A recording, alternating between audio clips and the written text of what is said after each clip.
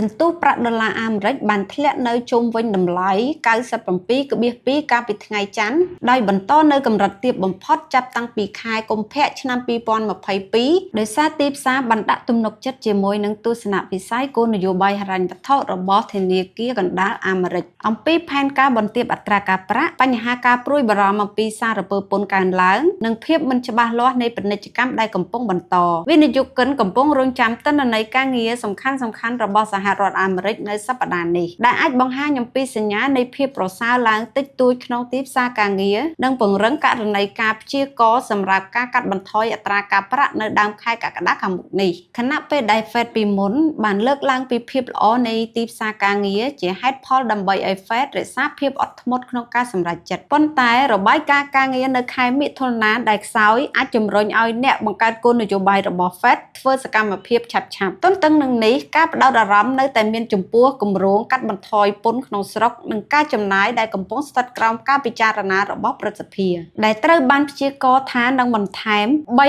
3.3 លានដុល្លារនៅក្នុងបំណុលជាតិនិងដាក់បន្ទុកបន្ថែមទៀតលើទីផ្សារសេដ្ឋកិច្ចអំពីបញ្ហាភូមិសាស្ត្រនយោបាយបទឈប់បាញ់រវាងអ៊ីស្រាអែលនិងអារ៉ង់ហាក់ដូចជាកំពុងផ្អាកកាត់បន្ថយភាពតានតឹងជាសកលនិងតម្រូវការប្រាក់ដុល្លារដូចជាមិនសូវមានកំណើន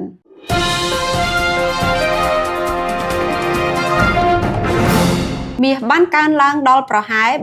$3,280 ក្នុងមួយអោនកាលពីថ្ងៃច័ន្ទប៉ុន្តែនៅតែជិតដល់កម្រិតទាបបំផុតរបស់ខ្លួនក្នុងរយៈពេល1ខែដោយសារការកាត់បន្ថយភាពតានតឹងនៅមជ្ឈិមបូព៌ានិងវឌ្ឍនភាពក្នុងការចរចាពាណិជ្ជកម្មបានធូរស្រាលធ្វើឲ្យតម្លៃមាសដុំជាទ្រព្យសុវត្ថិភាពមានភាពធ្លាក់ចុះបទឈប់បាញ់ដ៏ផុយស្រួយរវាងអ៊ីស្រាអែលនិងអារ៉ង់រហូតមកដល់ពេលនេះបាននឹងកំពុងផ្អាកដោយកាត់បន្ថយភាពភ័យខ្លាចនៃចំនួនក្នុងតំបន់កាន់តែច្រើនជាងនេះទន្ទឹមនឹងនេះលោកប្រធានាធិបតីដូណាល់ត្រាំបានប្រកាសពីសប្តាហ៍មុនថាសហរដ្ឋអាមេរិកបានចុះហត្ថលេខាលើកិច្ចព្រមព្រៀងពាណិជ្ជកម្មជាមួយប្រទេសចិននិងបានណែនាំថាកិច្ចព្រមព្រៀងនេះគឺធំណាស់ហើយនឹងបន្ទាប់មកជាមួយនឹងប្រទេសឥណ្ឌានឹងអនុវត្តតាមក្នុងពេលឆាប់ៗនេះរបាយការណ៍ក៏បានស្នើថាអាមេរិកជិតឈានដល់កិច្ចព្រមព្រៀងជាមួយនឹងមិចស៊ិកនិងវៀតណាមខណៈកិច្ចចរចាជាមួយជប៉ុននិងប្រទេសជាច្រើនទៀតនៅតែបន្តនៅលើផ្នែកសេដ្ឋកិច្ចវិនិយោគិនកំពុងមើលយ៉ាងដិតដល់នៅសូចនាករទីផ្សារការងារសំខាន់ៗរបស់សហរដ្ឋអាមេរិកក្នុងសប្តាហ៍នេះ